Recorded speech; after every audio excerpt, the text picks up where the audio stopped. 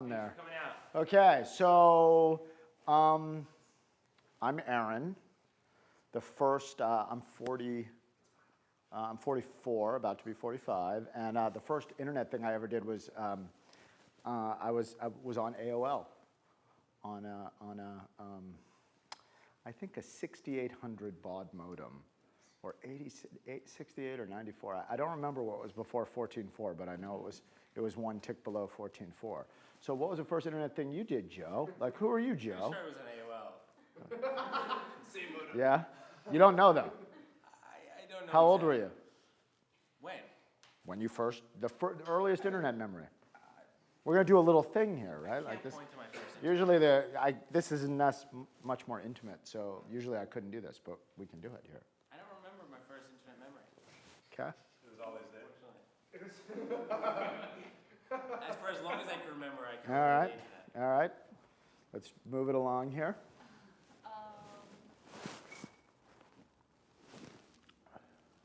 Nothing. Yeah. Complete blank. Well, This may be like a terrible exercise. I've never tried this, and I guess I never will again. Wow. Wow. I guess the difference is I was like twice your age when I first did the internet. You don't have an early internet memory? I mean, today. GeoCities. Nice. That's good. We'll get to a GeoCities in this.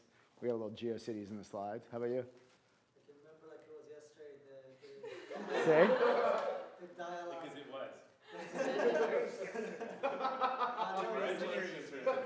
Wait, how come nobody's saying their name?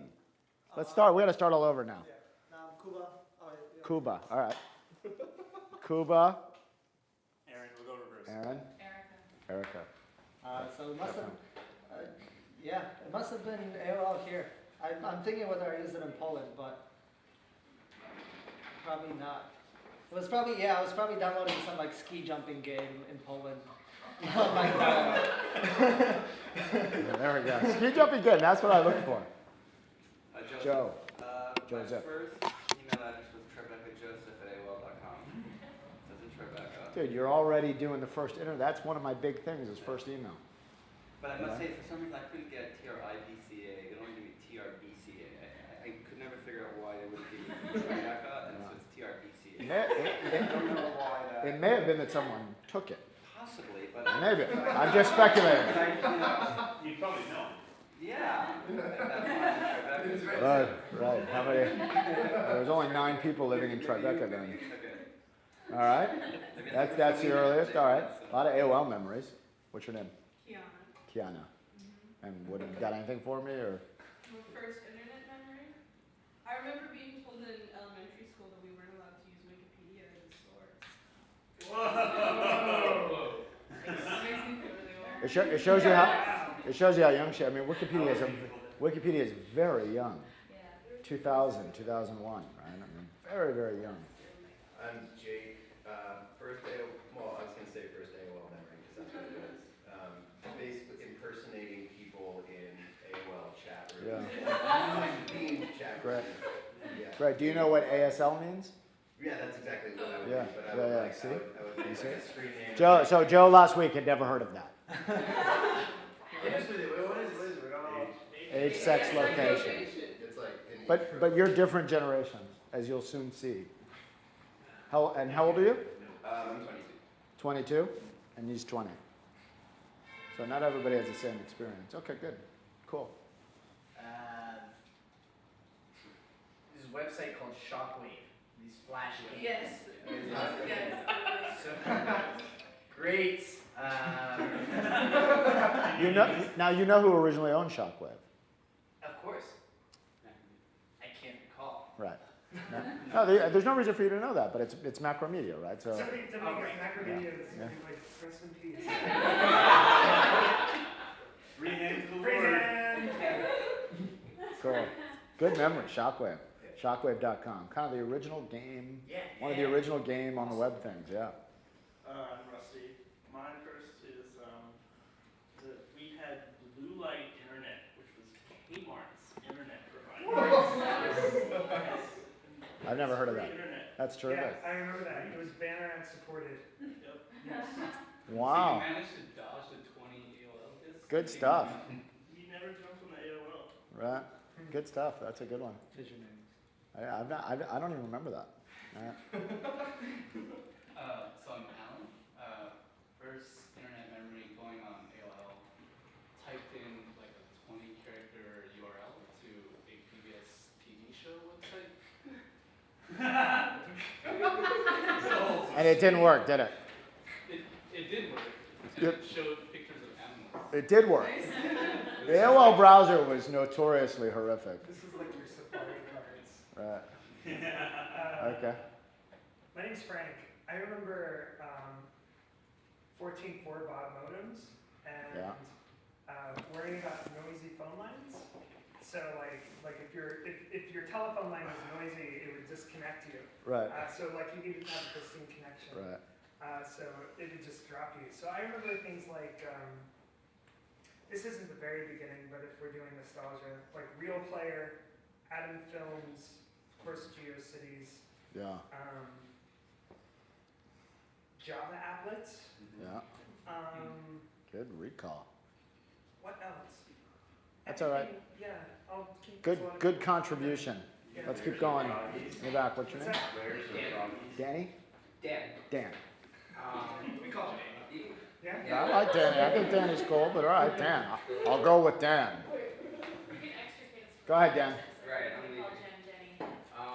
Yeah, so first AOL memory. So I used to watch Nickelodeon because I was 5. Right. And they always used to advertise keyword knit. And I thought AOL keyword was like the coolest thing ever. I go on there and play all these. Terrific. First time that's ever come up. AOL keyword. Today that's a Facebook URL. They come and they go. I was really disappointed when I moved to the website because the website sucked compared to the keyword. And that's when you grew up. And in 10 years, it's been terrible. I like the old AOL better. Wow. AOL keyword. Great. That's great. I hadn't thought about that one. Yeah. I'm Katie. Hi, Katie. My earliest memory is of like a dial-up connection and not ever being able to use it because my brother monopolized the computer the whole time. But my first experience was when he finally set me up with my own like AM chat account under the username Kates2002, the year of my high school graduation. Of course. Because that's never going to go to old. I was 13, shut up! And then I proceeded to go talk to everyone as teenage girls often do. Yeah. I've heard that. I have a couple. The first is in probably 4th grade. There was a guy in my class whose dad, I guess, was part of AOL originally. And so he sent email in our library. And it was like all these books and card catalogs and then just this email terminal. Like the two computers, we sent an email from one to the other. Getting in a huge fight with my dad because everyone I knew was on AOL and we were on CompuServe and we were living in a different country and trying to connect with people back in the US was really difficult. Yeah. Being on two Apparently that's why the different web took off.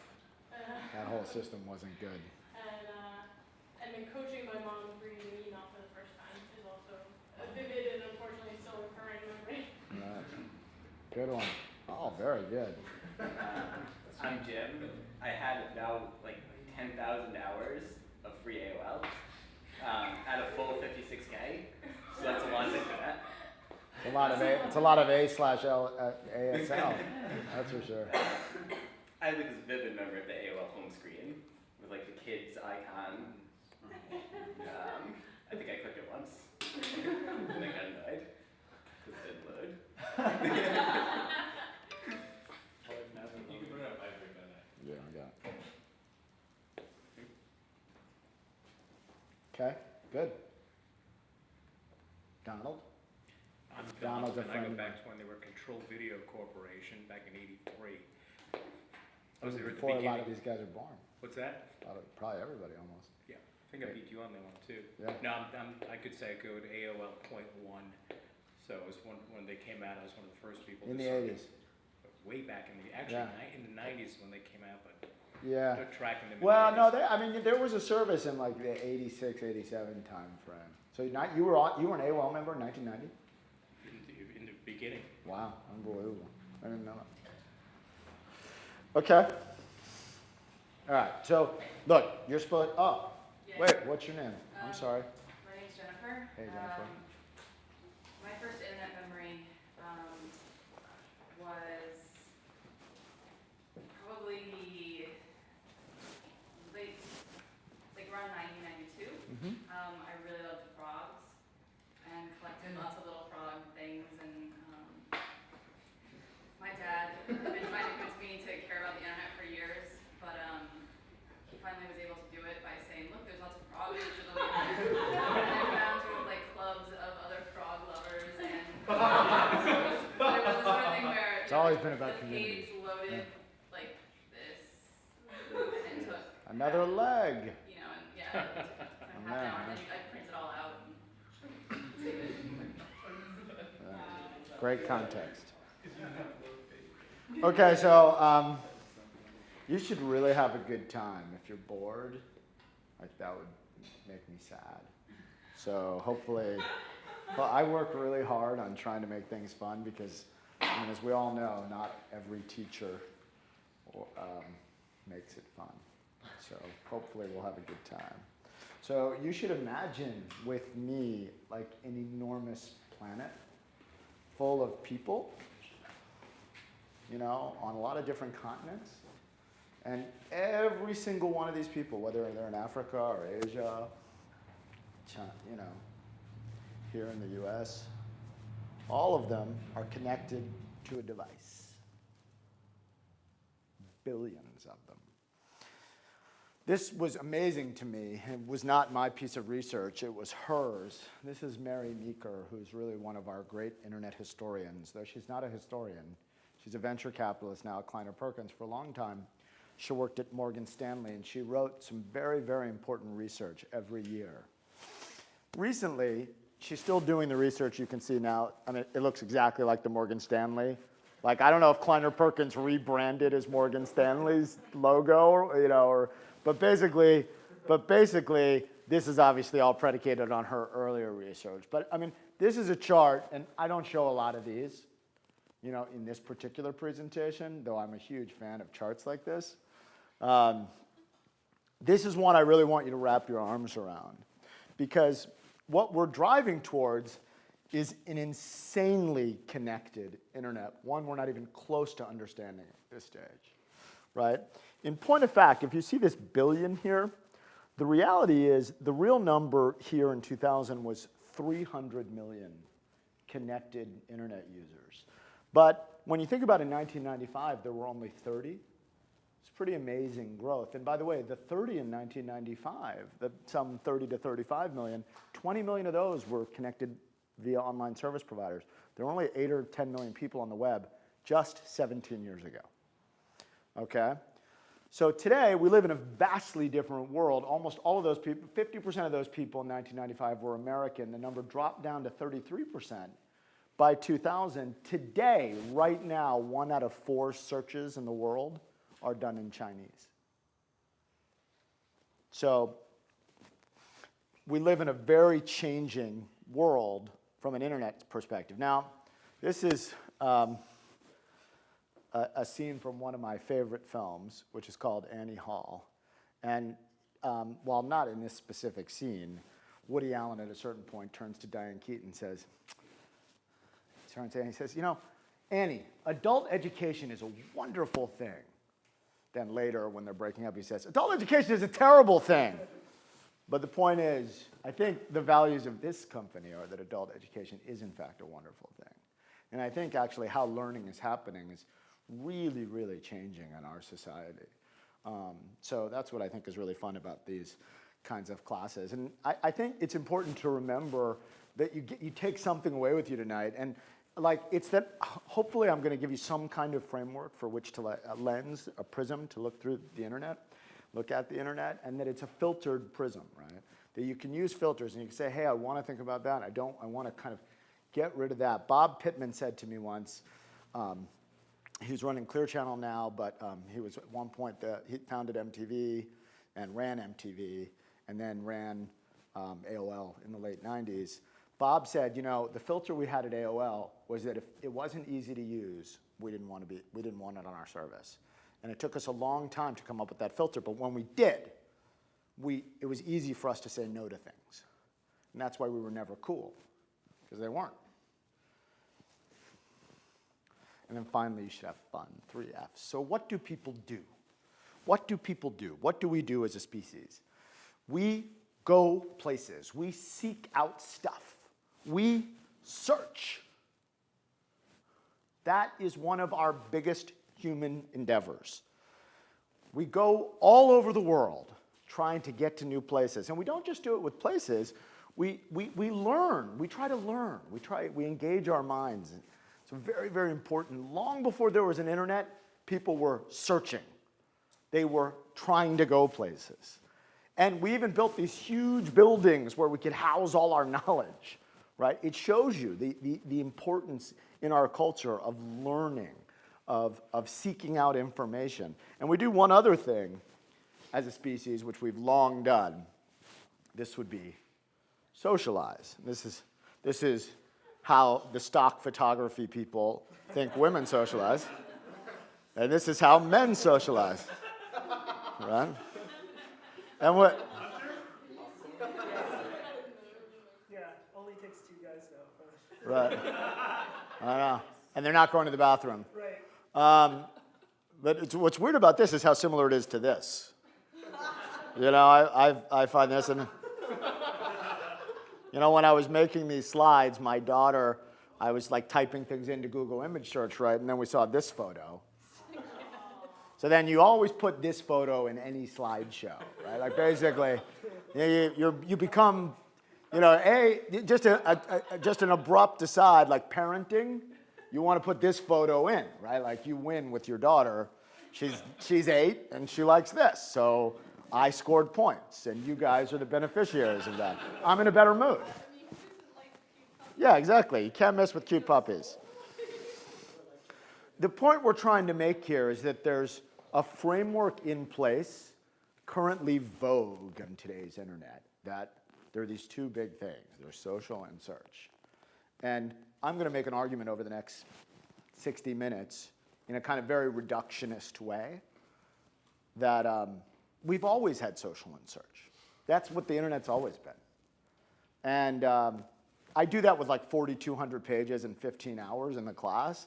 So, you know, it is a little bit overly simplistic. But just to give you a sense of kind of what was going on when this whole internet thing started, in a major way.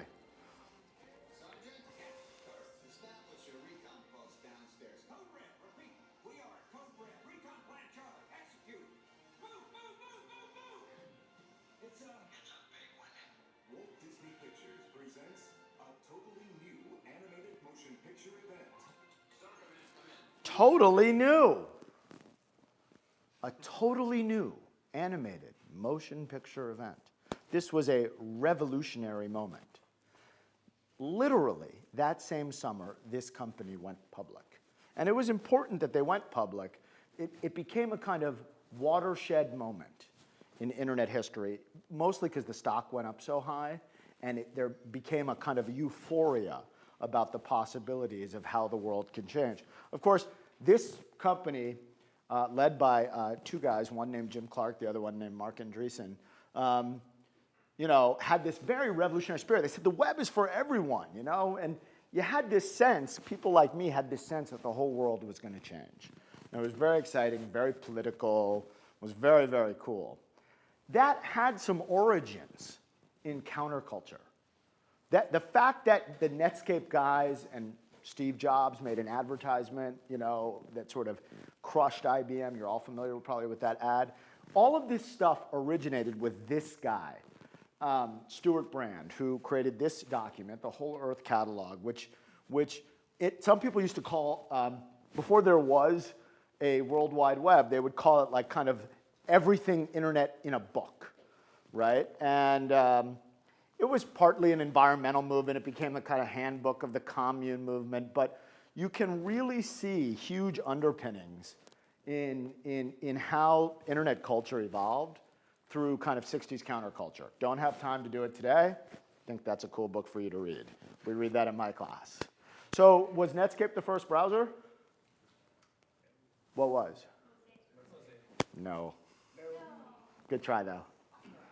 So there was this internet. I didn't know either. If it makes you feel better, I didn't know either.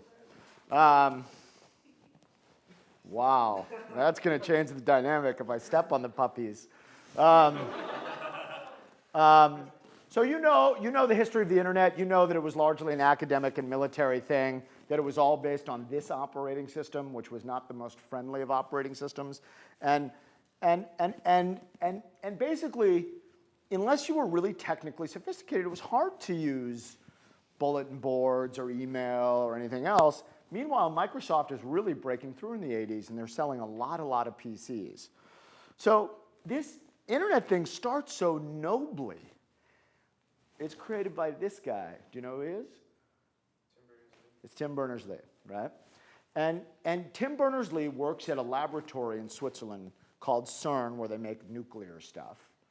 And there's a lot of academics involved in CERN. So he says, hey, why don't we, since academics write papers and we all want to exchange information, wouldn't it be cool if we had some way to house all of that?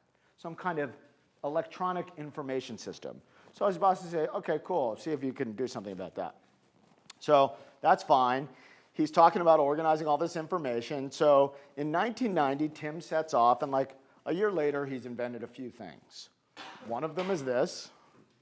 One of them is this. One of them is this. Then there's this and that. But it was good. That's called a reasonably productive period. Right? May you guys have such a good year. Okay? And that is the first browser. And it was called the World Wide Web browser. Tim named it that. So you could see, kind of this kind of navigation system, and type this. It's fun to type in and take a look at more stuff. You had this notion of hypermedia, what became links, right? You know all about that, I bet. So Tim says, hey, this is so cool. He goes back to his bosses and he says, we got to use this. Let's share our papers. I've got this URL so everyone can name their paper, and that way we can find it. It's like each paper gets an address. It was all very academic in nature. Now here are Tim's bosses. They weren't that excited about this project. They were instead more excited about splitting atoms or making nuclear weapons or whatever they do at CERN. So they weren't that excited. So Tim says, this is ridiculous.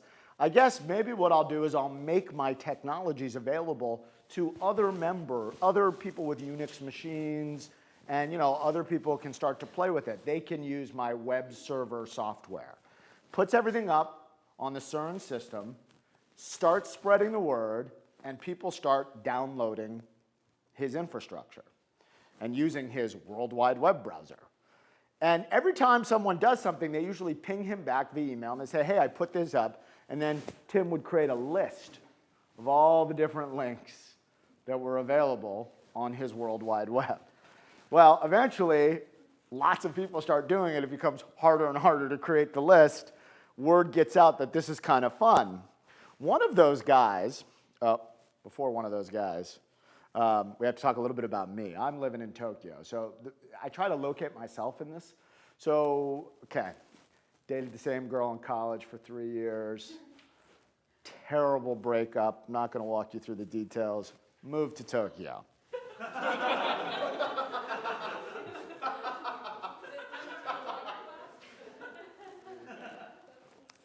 She was Japanese. No, she wasn't Japanese. No. I moved to Japan. It was 1990. There was a recession. Economy was very bad. I caught on with this company called Time Inc. You may know them. They were once called Time, but today they're Time Warner. But they're not AOL Time Warner. They're just Time Warner. At this time, there was no Warner. There was also no Time Warner Cable. And now there still is no Time Warner Cable. I was working on this hot new technology. Now look, I got this job teaching English at Time because they have this huge English language business there. But somehow, because I don't know what it was, but somehow I caught on in the marketing department or sales department.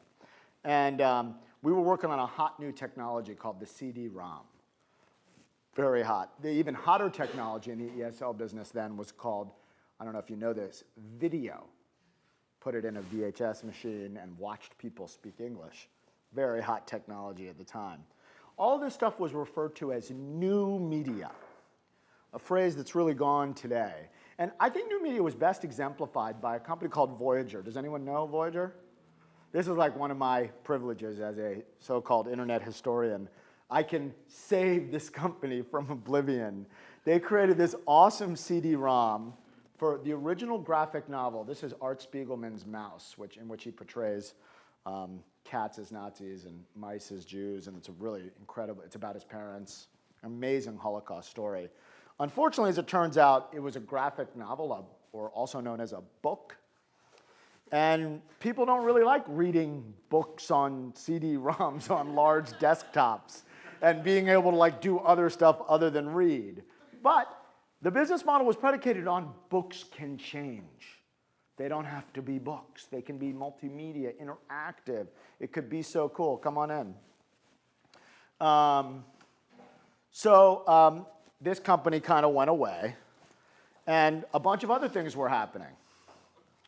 Okay? I read this book when I came back from Japan, and it told me all about something called the information superhighway. And I realized this internet thing was going to be big.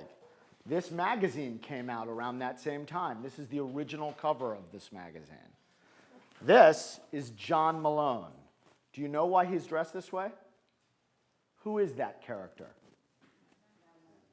That's right. That's Mad Max.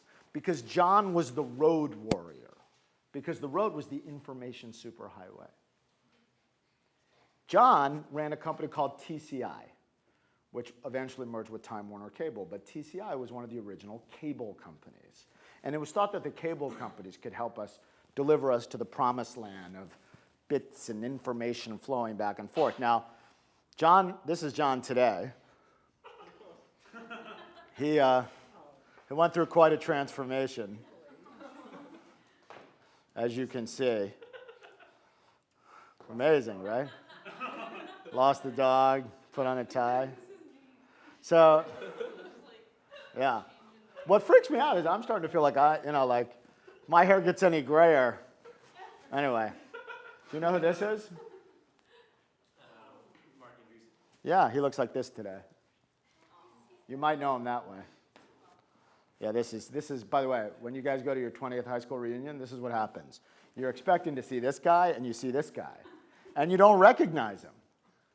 How could you recognize him? Look, see what I mean? And then the fortunate thing is they wear name tags.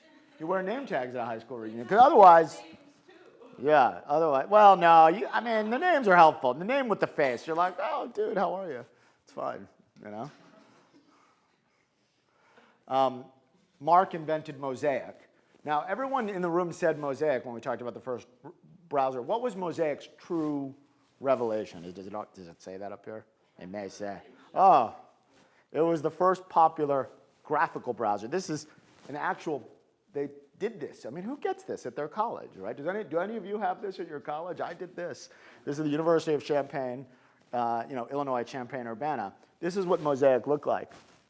Now, the big contribution of Mosaic was the ability to show things other than text, so-called graphics. Okay? Now, Mark and Tim did not get along well. Tim really thought Mark was very commercial, and he was. Mark was like, wait a minute, we could make a lot more money doing this by making this browser software better. And Tim didn't like that because he really thought it was for academics. And, that's somewhat surprising in retrospect. I mean, he's changed a lot over the years. But one of the things they fought most over was Tim did not like the fact that Mark was offering the center tag for his browser. He did not like the idea that things could be centered on the page. Thought that was not formal enough.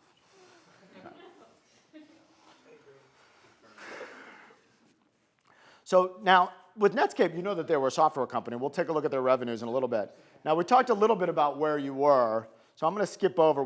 Usually I sort of take a break and we share now, but we did a little bit of this. Does anyone else remember their first email? So Now you don't want to share it. Suddenly it's like, wait, why did I put my hand up? I have a record of it because I sent it to a television show. So Jeff Probst, before he was on Survivor, way back when on an FX show called Back Chat, which was just a show where they posted letters of their viewers of the channel. And again, this was when I was like 12, 13, 14 and obsessed about things. So I... Not now. You're not obsessed about anything now, are you? I sent them lots of fan mail. You don't seem that obsessive. And I sent them my first email, and I said, this is my first email, and it aired, and I have a videotape of it. Is that up on YouTube? We gotta get that up. I mean, that's exactly that. NYU, one of the things we're doing, I don't know how this would exactly fit in, but I mean, it could. It's an interesting story. One of the things we're trying to do at NYU is create an archive. We're actually working a lot on physical artifacts as opposed to digital artifacts. People have started handing me things when I go around and tell them what I'm doing and trying to figure out this whole internet history thing. I assume, have you ever heard the phrase internet history? No, right? Like I'm the first person to ever say those two words together to you, right? We'll talk about that. I mean, seriously, most people tell me that I am. So, you always either really believe in yourself or you shouldn't be an entrepreneur. But in any event, people hand me stuff, like their original T-shirt from their first company, and John Borthwick's got like a huge treasure trove of stuff, and I couldn't take it. I didn't know what to do with it, so now we're trying to build this archive at Bopst Library. We talked about first websites. I heard a little GeoCities. Now, I don't know if you guys know this. This is called a magazine, square in shape, and you would read it.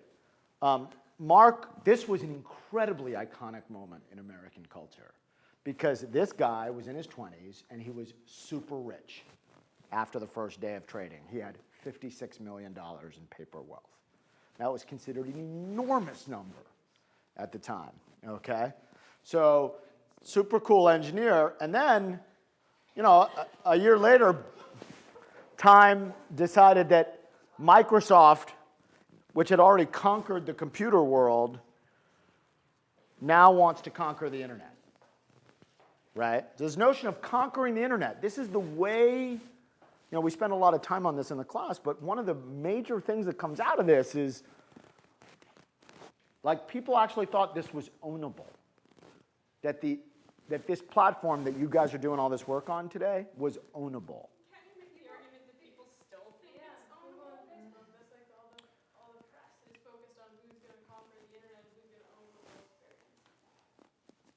Okay, do you believe any of that? No, I don't believe it. Does anyone in the room believe any of that?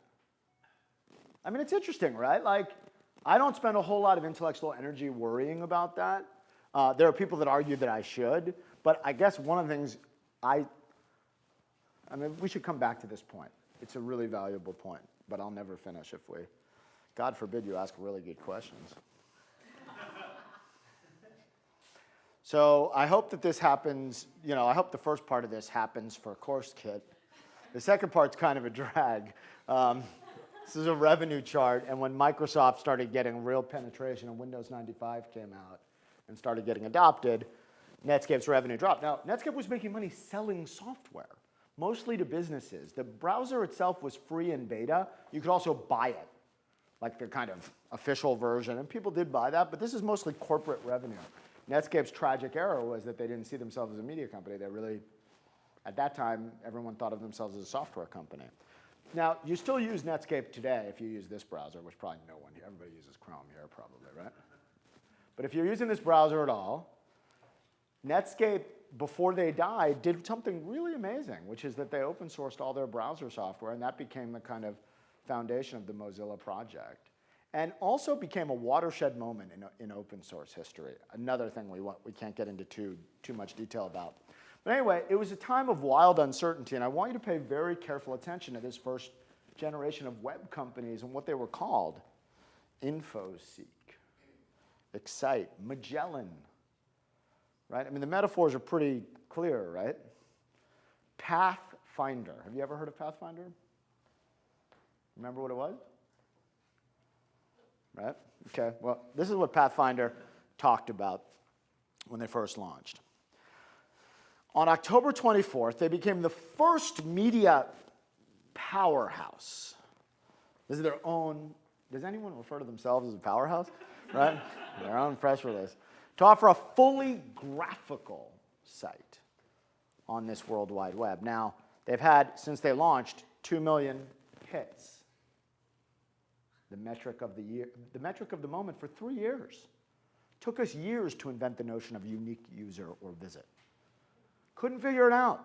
No one really knew what a hit was. Does anyone know what a hit is today? Does anybody here know what a hit is? So, as you know, when a client calls a server for a bunch of different files that would then create a page, static or dynamic, if there are 8 different elements on that page, that would be 8 hits. 8 hits equals 1 page view in this case. Could be 2 hits, could be 50 hits. That was a hit. That was our metric for 2 years. Nobody knew anything. And the conversation we just had, you know, where everyone kind of, I think, grasped it, would take like 3 days. And then, you'd need like huge whiteboards to explain what a hit was. Nobody understood the language of client-server. This was not a technological society, right? No one had ever heard the word server. Your parents didn't hear the word server until 2000 or 2001 in all likelihood, right? This is what Pathfinder is today. This is one of my, I think I've taken the slide out now, but so Pathfinder was Time Warner's attempt to move all their magazines onto the internet simultaneously. It didn't work very well. They split them all up and bought them individual URLs later. And today, it's housed here. But if you put in pathfinder.com without the www, it just is a 404 broken link. I mean, they spent $75 million on this business. Money's just going out the drain. Now, you know that the winners of this era were AOL and Yahoo. Why were they the winners? This 1.0 time. Entry to what? So AOL, you had these service providers. One package. You could get on. You could get onto the internet. So access. That was called access. Did Yahoo sell that?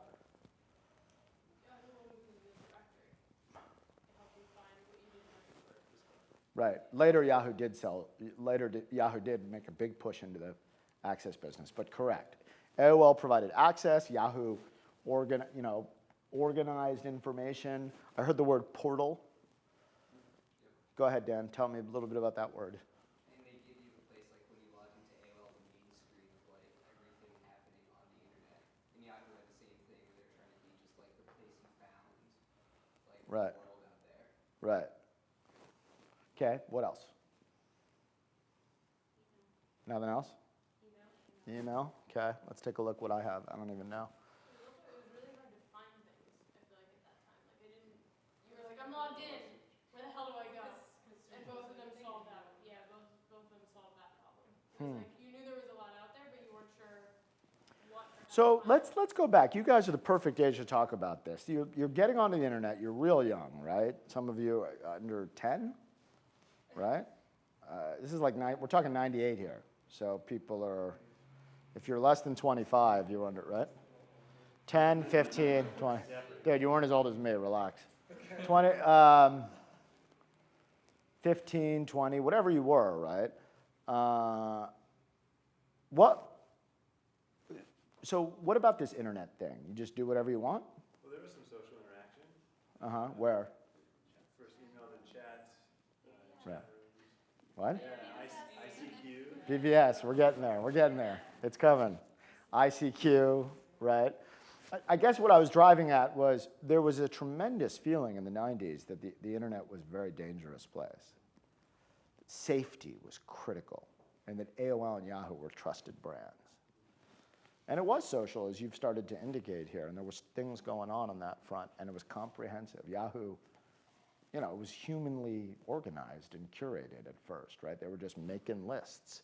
The difference between Sergey and Larry and Jerry and David, Jerry and David are the founders of Yahoo, is that Jerry and David, honestly, it wasn't an algorithm initially. They were literally trying to just manually type things in, and then they got more sophisticated about it. But that Yahoo truly was a curated list initially. Now the web started growing a little faster. They had like a brand Yet another hierarchical organizing something. That's right. The phrase walled garden was used a lot, and it's coming back with Facebook, right? It was used a lot, this notion of closed. Are things closed or open? Or portal, not Coraline, but portal. If you type in portal to Google Images, you get Coraline. I don't know why that is. Exactly. What are these things? Dead media. By the way, I asked this question. People say the most unbelievable things. Dead media. I love it. That one. That's new. Antiques. Things that are dead. Yes. Right. Yes.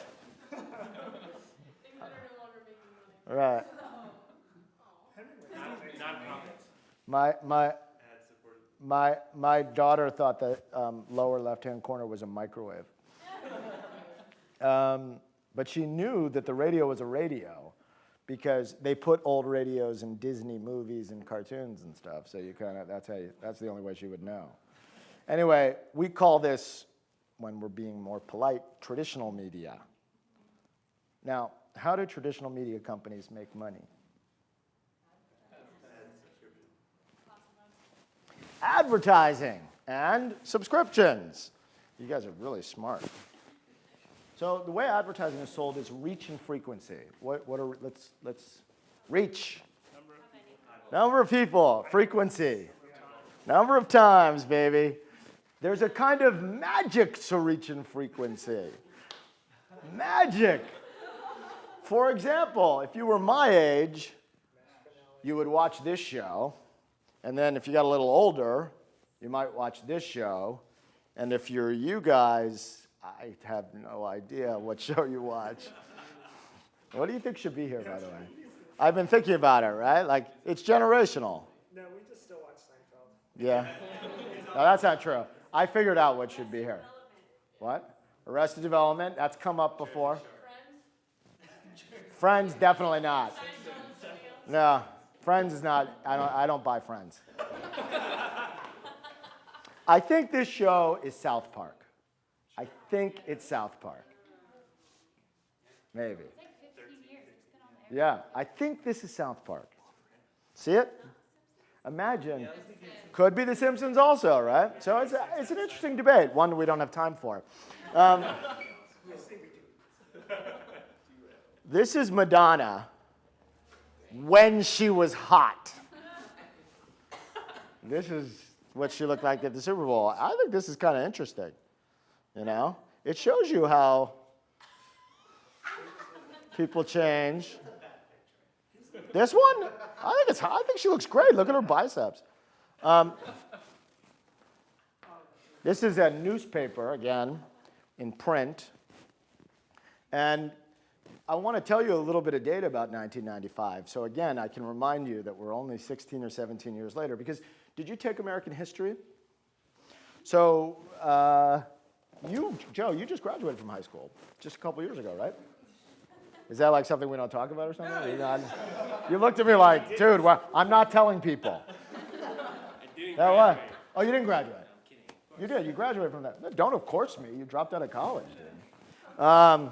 Don't feel bad about it. Graduated from high school. Did you take U.S. history? So when did it end?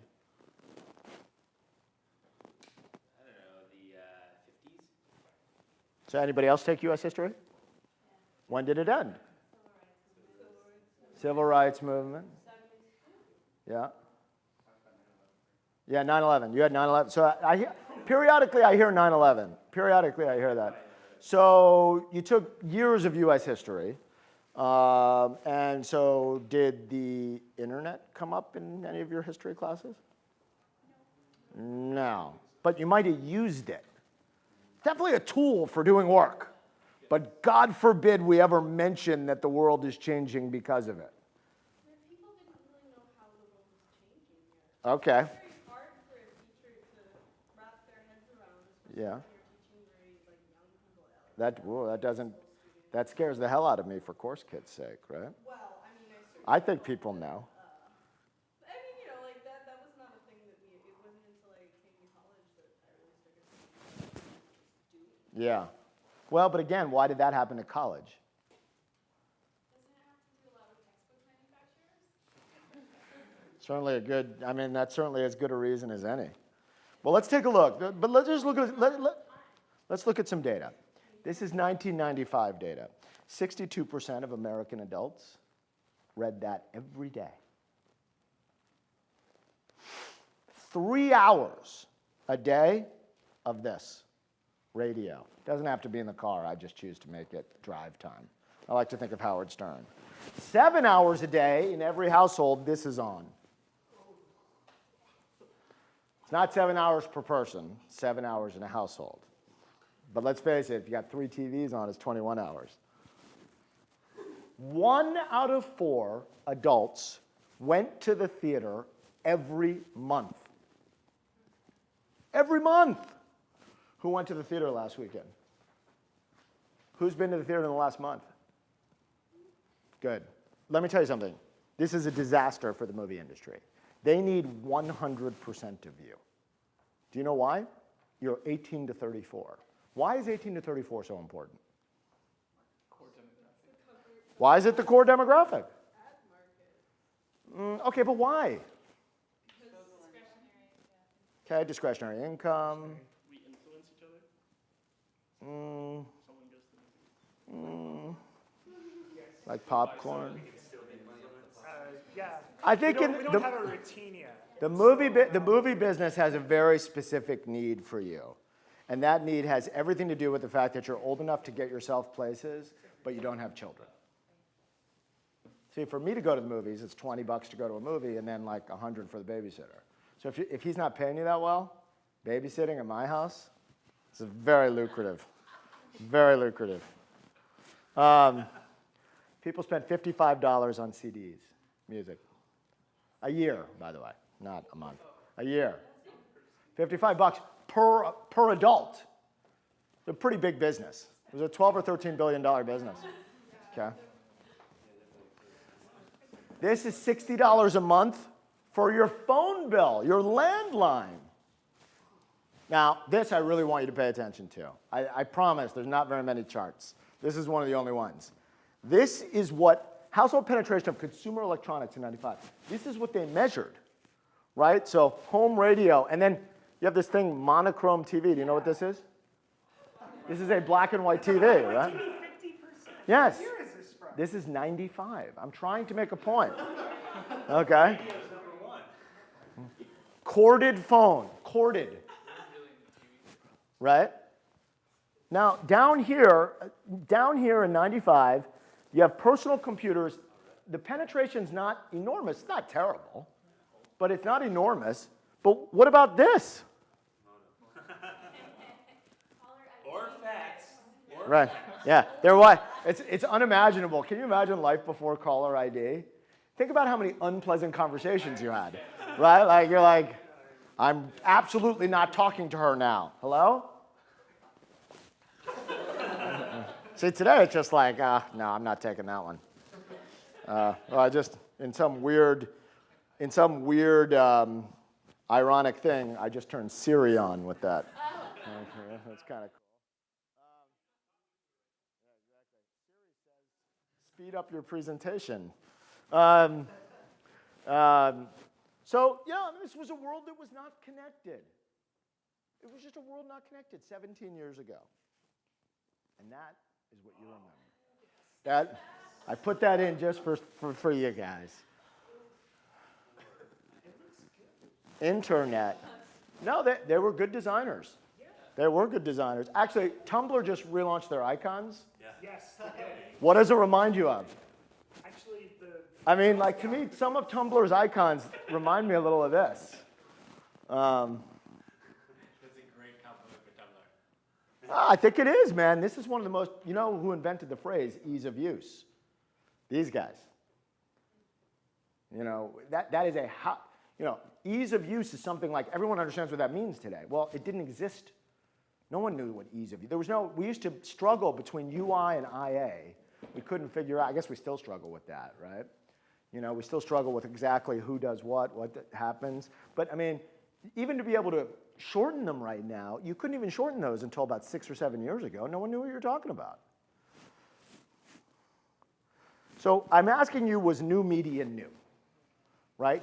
This is becoming a multi-billion-dollar, well, it became a multi-billion-dollar business by like 2001 or 2002. And if you look at Yahoo, we're going to look at a progression of Yahoo homepages now, right? So even in 95, now think about Tumblr. And Tumblr, exactly, Snapple existed and it still exists. Even in 95, Yahoo was trying to make money, right? And you need to keep in mind, in the year 1996, the entire internet made $24 million in the first quarter. The entire internet. And then it jumped to $64 million in the fourth quarter. But that was considered enormous. The whole internet. Right? So Yahoo's leading the way, trying to figure out how to make money. But as you're trying to figure out how to be a portal, well, you better add some sports content. Right? Because we've got to be everything to all people. We've got to keep everyone here. We need to be sticky. We need to be sticky. Our content needs to be sticky. So, I mean, things are getting more and more and more complicated. eBay has a really successful business. Maybe we should get into that business. Let this be a lesson for CourseKit, right? Like, try to resist Tumblr's business. So you've got the mail business. There's something called fantasy football. I'm not exactly sure what that is. Now we're going to get into the bandwidth business. We're going to enter Auto Bytel's business, or there were a million different car companies. We keep partnering and entering and entering, and this was an enormously successful company. And by 2004, we've got music, and we got all this stuff, and now we're doing advertising on the homepage, and we keep popping up ads in mail and stuff because we got to figure out how to get more impressions to you, and maybe we'll make it really obvious in the middle of your mail. And it's just trying to find a way to serve all our advertising customers. See, Yahoo did the magic. Remember that magician?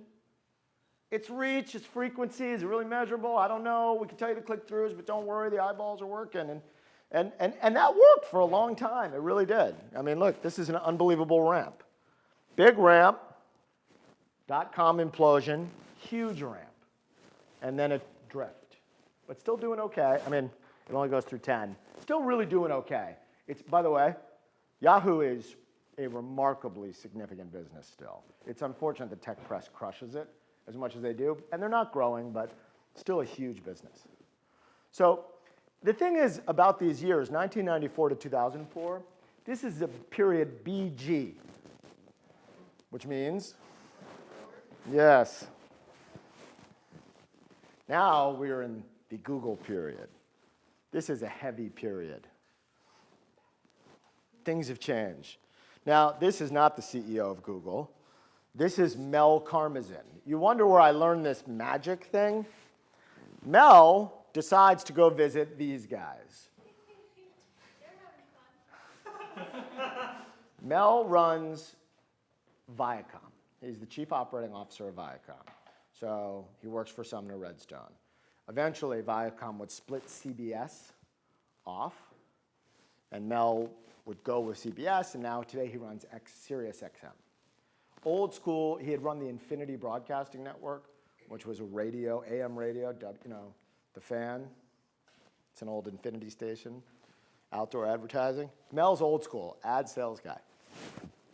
So he goes out. Now you can see, right, it's not going to go well. It just, it freaks me out.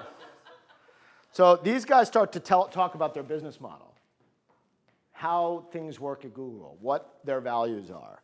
And Mel's listening. And then there's a kind of a sense of disbelief. And he tells them as he walks away, all of this recorded in a terrific book called Googled, that they're fucking with his magic. That ad sales is about a kind of magic. There's mystery to it. There's intrigue. You take people to play golf. It's all good. We show you the ratings. Don't worry. Everything's fine. Google hated that idea. You can read all about it. It's an amazing book, not just to read about Google, but to read about the state of media at that time. So if like this is interesting to you, this remains an important book. So Google was so different, right? I mean, it just, all the way they thought about things was totally different, right? I mean, it just, you know, there's a lot of lip service played to this in business schools all over the world, but like it really happens at Google. And they've had a huge influence on CourseKit and every other business on the internet. And the reason for that is because not just that they brought accountability to this. Even as recently as a few years ago, I would talk to media, you know, huge media company CEOs who did not understand how this worked.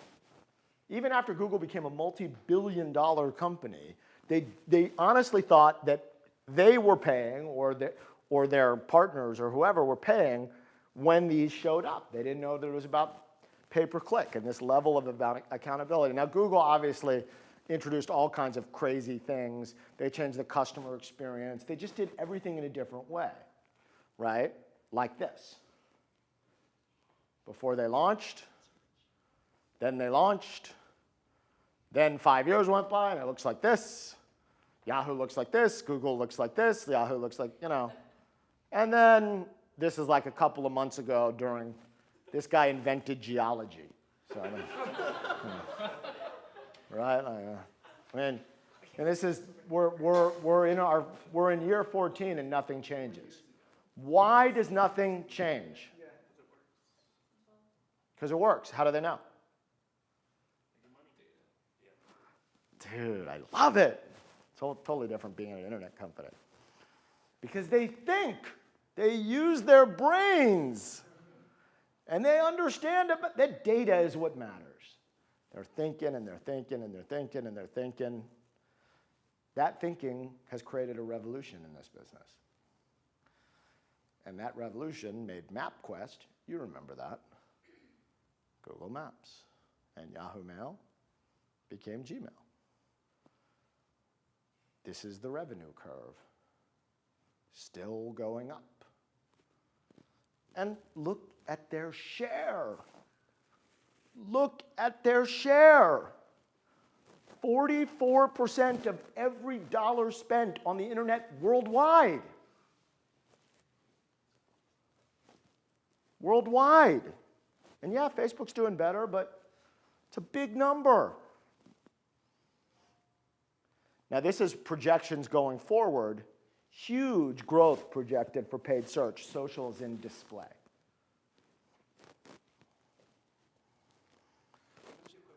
Yes? How does Google do different than Yahoo? I mean, you said the word think and data, but what do those two words really mean? So that's a really good question. Anyone want to take a shot at answering that? Why does Google have such dominant share? We're doing user-centered design instead of like ad-centered. Right.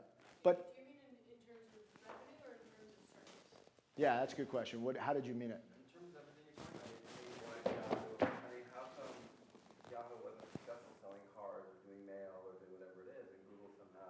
Oh, I think, okay, so there's a more, that's an easier, okay, so does anyone want to answer that one? Google, I mean, I do customer acquisition. We spend a third to a half of all of our dollars in Google, and the reason is that the intent, Google is by far the best able to mine intent, and so the leads that we get from Google are far more likely to convert than any other. So, but the question is, why is that? But that's now why. I mean, No, that's always been. That's always been. I mean, only Microsoft, which has invested billions to catch up, is approaching this kind of. I mean, on the search side, they capture intent. There's a couple of other things at work here. What other reasons? I heard you say something. So focus. What does that really mean? Well, selling cars isn't the same as giving people content And I think, or access to the internet. yeah, and I remember when Google was first out, it was a lot about like this mystery and of the algorithm, and like when you searched in Google, like the results that came up were so much better than when you searched in Yahoo, and like this whole thing that played out in their ad. They were so confident that they had the I'm feeling lucky. Right. They were like, we expect the first result to be exactly what you want. But also Right. the ads, you pay for the ads you serve according to your quality score.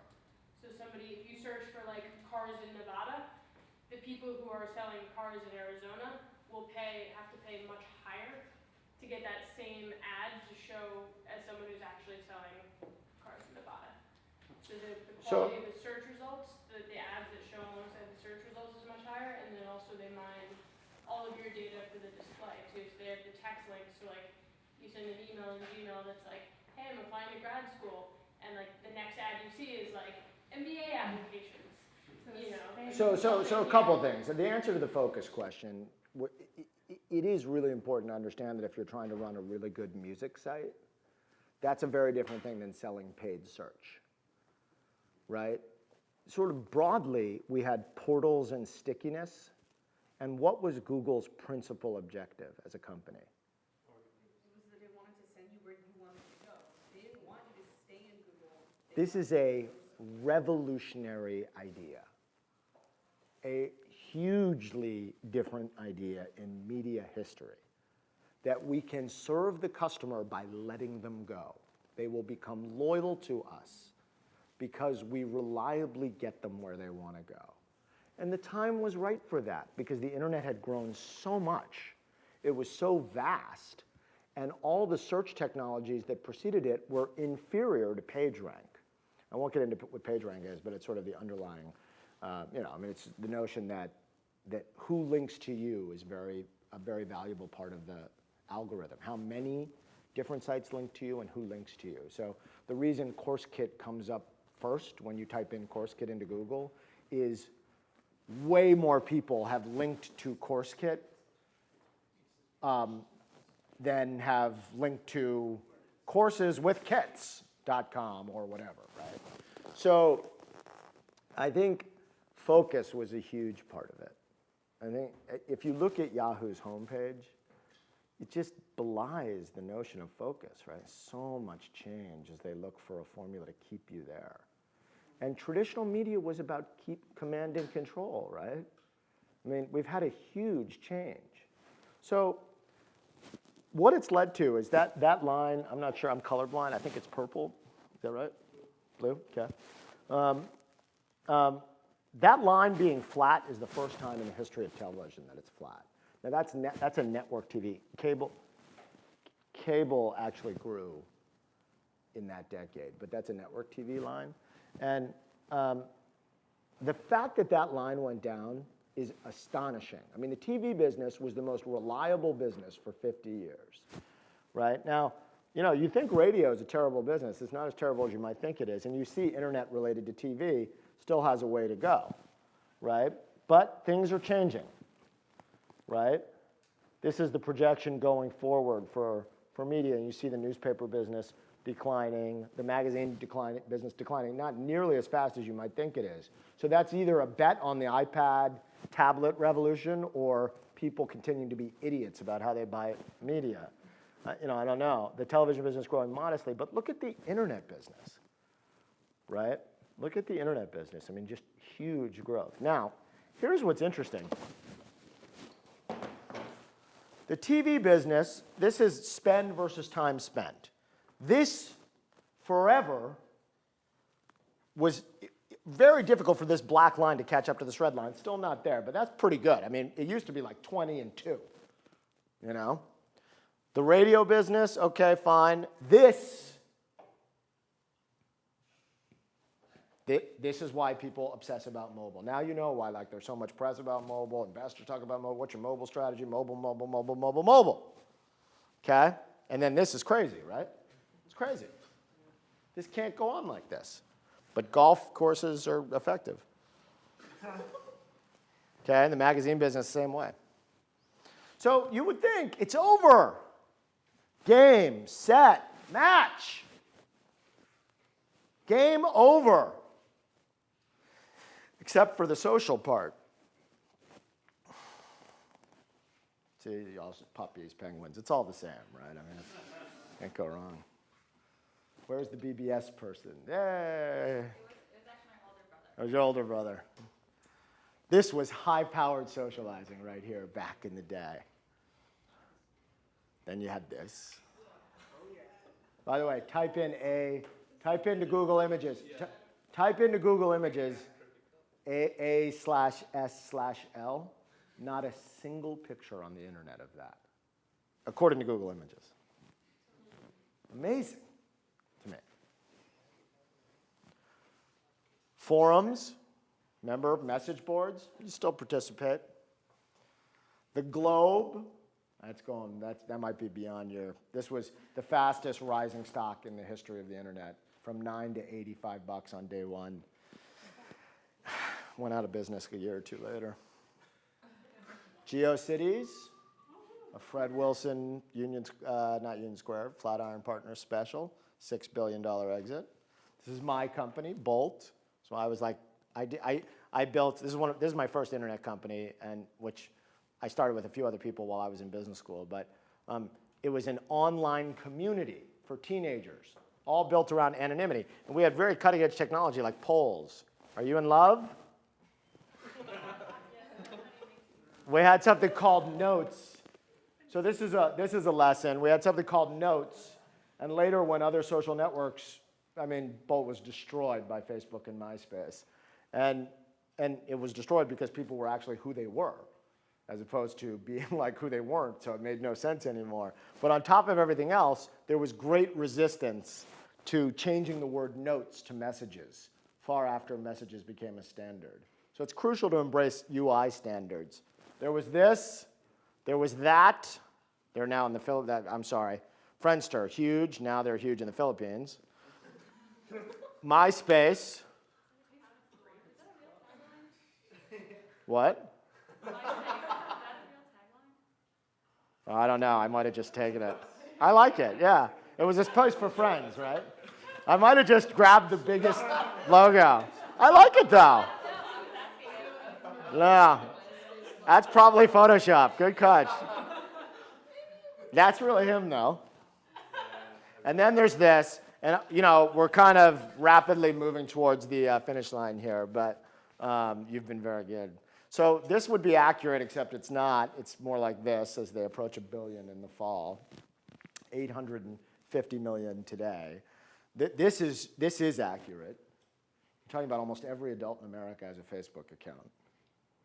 It's really an astonishing number. And this is no longer accurate because Facebook's grown a little faster than China, thank God. We'd really be in trouble. Facebook today is 800 million. It would take up, kind of more like this. I'm not an infographic guy. So you get, you've arrived when Course Kit's got a New Yorker cartoon, then I'll be impressed. Then I'll be impressed. So here's something interesting, right? Since the space began that we know of, just here, at least here on Earth, only 2 companies have reached $1 billion in revenue and grown 100% year over year. Can you name them? Get to $1 billion, and then you got to get to $2 billion the following year in revenue. Google and Facebook. Not Enron. And this all precedes this crazy mobile revolution, right? Now, Mary gave you something really helpful here. This is the Course Kit bet, right? That each time there's a new cycle, like new entrants can disrupt industries, right? So, Microsoft has really not been able to cross over and become a major internet player. Not with MSN, not really with Bing. And this is a company that had, 97% of the share in the desktop computing business. So, the jury is out on this, right? This is why Instagram's worth a lot of money.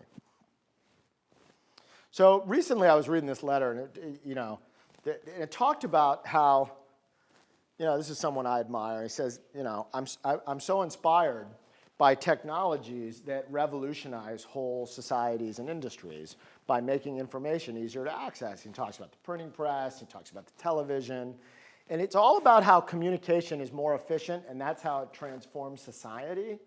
And it makes people all over the world, it gives them a voice. And that really shows a kind of progress and brings people closer together. Does anyone know who who that sounds like? I know I was paraphrasing. I didn't direct quote. But all those words were his. That's Mark's IPO letter, right? And so you have to ask yourself, like, how did I get here, right? Like, you're caught up.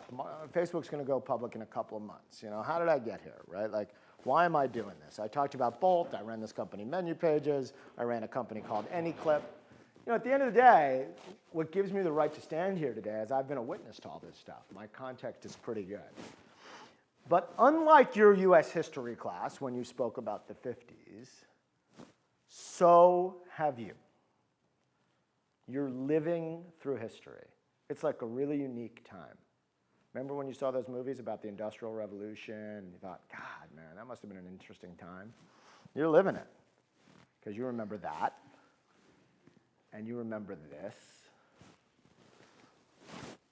I remember that. Yeah. It was really. Oh, your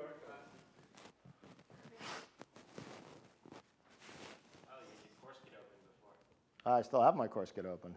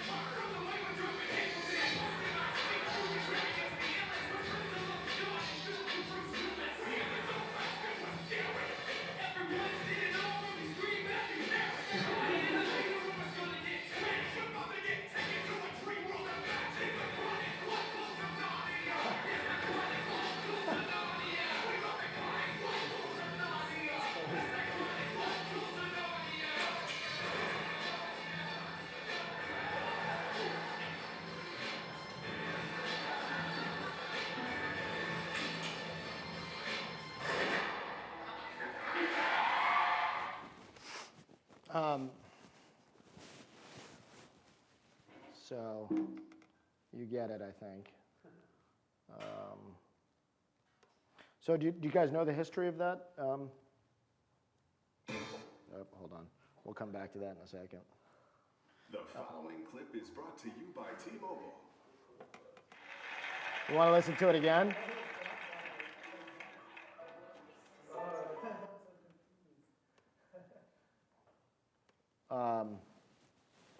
You understand the importance of that moment? What do you think? Why would I show you Lazy Sunday? Do you remember Lazy Sunday? Yeah.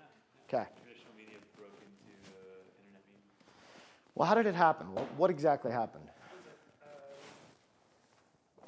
Lonely Island, right? Mm-hmm. So, 3 guys. Am I getting that right? There's 3 guys. Yeah. Were there 3? Yeah. Yeah, Yeah. I think there's 3. Okay. And they were just doing like their own comedy shorts on YouTube. And then 2 got signed on as writers for SNL, and then Andy Samberg's the only one who's actually a cast member. Yeah. Kind of the digital shorts. That Right. was like the first really funny digital short before Dick in a Box and all the other ones that people know. So the watershed thing was that more people saw it on YouTube than saw it on SNL. Yeah. That was the big thing. And suddenly, people were watching SNL again. And so maybe YouTube would, maybe it wasn't all bad. Then another amazing thing happened, which I'm just going to show you a little bit of, which is Jon Stewart took a trip down to Washington, and he appeared on a show called Crossfire.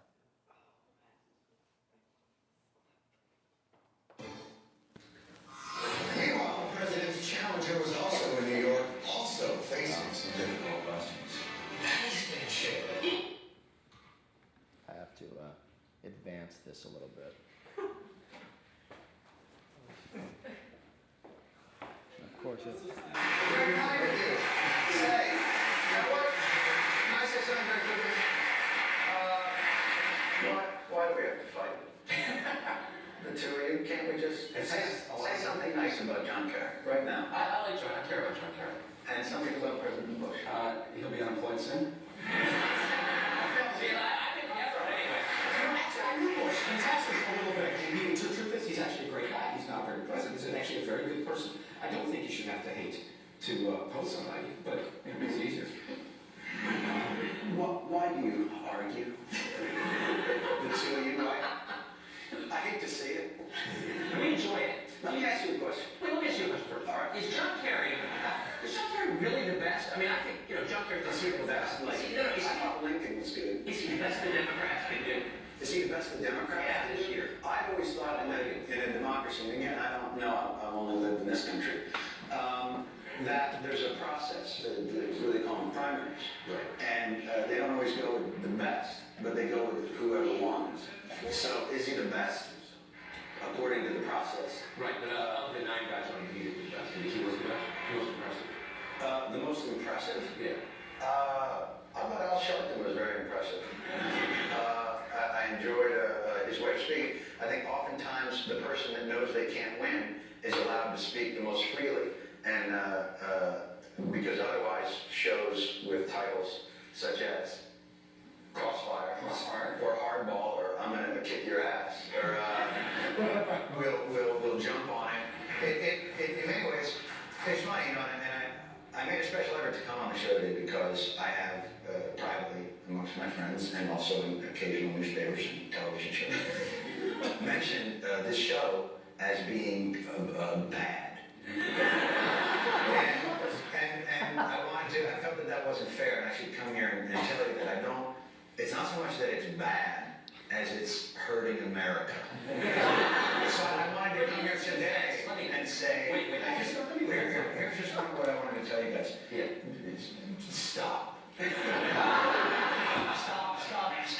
Stop hurting America. And come work for us, because we, as the people, How do you pay?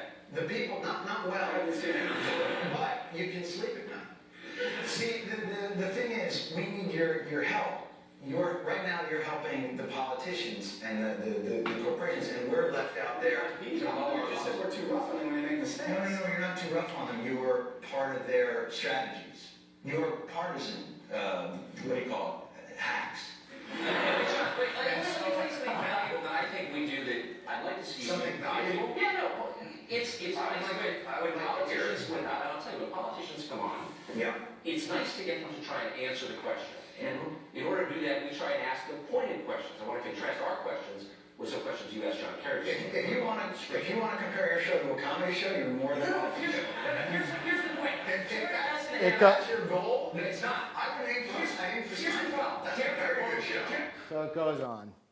Goes on for a while. We won't. I strongly encourage you to watch it. Again, a watershed moment. Everybody's watching it on YouTube the next day, right? And this became the birth of internet video. Another huge theme on the internet. And these two moments were big. YouTube never gets enough credit. Their traffic went from, I don't know, 1 million uniques a month to 5 million uniques a month to 15 million uniques a month to 40 million uniques a month in 4 months. Sequoia gave them another $9 million so that they could turn around and give it to Akamai. They hung on. And they gave birth to this huge internet video revolution, which is non-trivial given the fact that these guys in the early 1990s, owned by Time Warner, were trying to make something called interactive TV in Orlando, Florida. You know, things with like a navigator that you could hold and maybe something called video on demand. And you know who headed that up? It's really, oh no. Oh, you know what? Okay, here we go. Control slideshow, good. Okay. This guy, you know him as Steve Jobs' biographer. This guy was in charge of interactive TV. It's non-trivial. And they couldn't make it work. They could not make it work. Couldn't figure out how to do it. Couldn't figure it out. Couldn't figure out VOD. Couldn't figure out the bandwidth. This is all happening in the early 90s. None of this stuff was possible before broadband. And it took this company to play a very principal role in this. It was the blending of social and search together with technologies that were really easy to use that has kind of unleashed the next wave and made Mary's 10 billion thing possible, right? So, you know, this story of Facebook doubling its mobile users year over year. Today, this number, 2011, it's 400 million. There are 400 million people using Facebook mobily worldwide. That's not possible without this coalescing of companies working to solve these problems together. This can't happen. This can't happen without people, you know, crossing over the ease of use barrier. This, by the way, I find hysterical. I've never seen any of those. But this is amazing, right? This is amazing. We've never seen anything like it. Pinterest now. Pinterest is now what everyone's writing about. But like, until there was Pinterest, there was this. And it's amazing growth. This is a story of simplicity and communication, right? And it too tips with very unusual public numbers. Something for you guys to think about, because at the end of the day, until Lady Gaga says, I'm learning stuff on CourseKit, it's hard to go mainstream. I mean, these things are real, you know, and that's one of the reasons Instagram is tipped. A lot of celebrities using it. You know, do you remember this moment where Ashton and CNN raced? Well, yeah, they raced to 1 million. You remember the moment. I'm telling you right now, my students 5 years from now, they may not even know who Ashton Kutcher is. They may not know what CNN is. You're living through history, right? I'm going to skip over all this stuff. I just spent an entire presentation, and I'm basically almost done. I'm just not even going to talk about these two companies. Are you kidding me? This company is worth $80 billion. This one's worth $40 billion. In 1995, Mary Meeker, my hero, wrote that the entire tech industry had created $250 billion in value, and that she was optimistic that the internet might be able to achieve some percentage of that over the next 5 to 10 years. Well, these two companies, combined with Google and Yahoo, are 350 by themselves. This is the largest creation of wealth ever. So one of the things, the reason I'm really standing here today and like I'm kind of trying to shift gears and become an academic, aside from the fact that running these startups is very stressful, is that I really do think this is the phrase, this is the sentence that most typifies our industry, right? There's a reason you've never heard the phrase internet history, because nobody thinks about it. Even the historical figures like Mark Andreessen, you know, they don't think about it. They want to think about the future. But here's my hero. Do you know who he is? This is Ken Burns. He's very happy. Yeah, he's a very happy guy. Second marriage, young kids, feeling good about himself. You know. Where's the before and after? Ken actually looks. This guy is. Are you ready for this? 60. 60. This guy. He's unbelievable. He's got to dye his hair. Ken.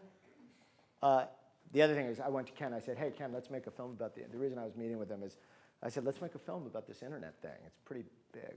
You know, I think people might watch it." He says, "You know, Aaron, I'd love to, but I'm booked through 2019." He's the only person in the world booked for the next 7 years, right? I mean, is there another person who's committed for This was a year or two ago, so it's like 8 years ago. He's 8 years in advance. He's got his next 8 films planned, but I might catch him in 2020. It is fundamentally, Ken says, the reason I put Ken up here is he says, we don't make historical films to settle old scores or change the way people think about history. We talk about history so that people can think about the present and the future, right? Shakespeare says the past, Mary Meeker quotes it all the time, the past is prologue.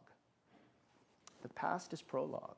So there's a lot to be learned for young companies in thinking about what happened to old companies. And that was true even before there was an internet.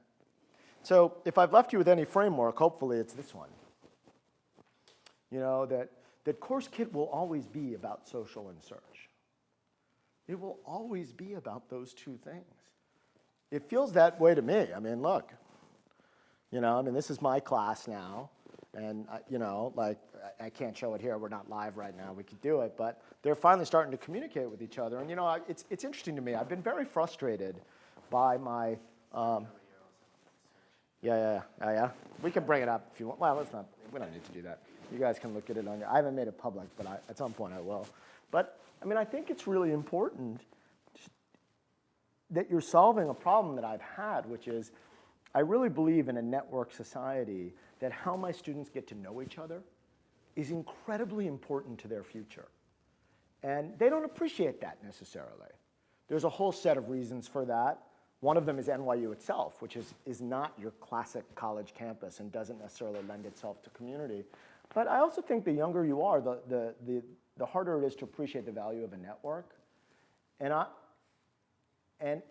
I really want them to be able to build a network through my course. This is a really, really important thing.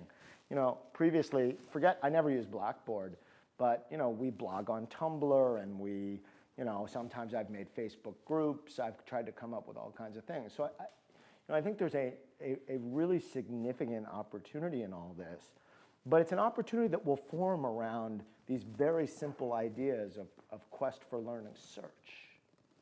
Right? And being able to connect with people, which is that social piece. That's it. Thanks.